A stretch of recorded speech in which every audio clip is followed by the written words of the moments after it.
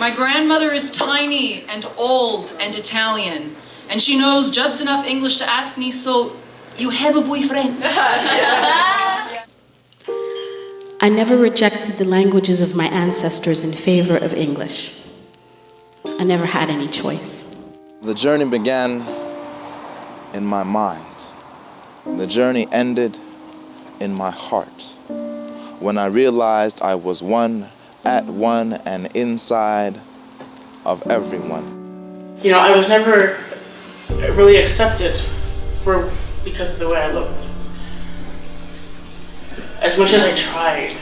My grandmother doesn't understand why I can't just do things the way she did and the way my mother did and the way her mother did, as if we were all objects on an assembly line instead of items crafted by hand. When I tell my grandmother that I have something important to say to her, she asks me if I'm pregnant. I could choose another language at my disposal, mais ça serait pareil. À la fois Voltaire et des ongles sur un tableau dans mes oreilles. U otro, pero sería lo mismo. ¿Cómo hablar de dolor en el idioma que le causa? African.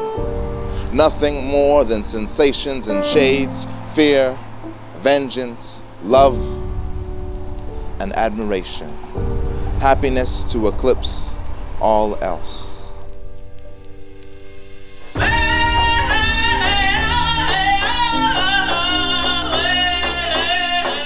When I tell my grandmother that I am dating someone small, gorgeous, female, and Jewish, my grandmother groans like she can see the faraway specter of her healthy, bilingual grandchildren rapidly disappearing into nothingness. What kind of artist paints in their own blood?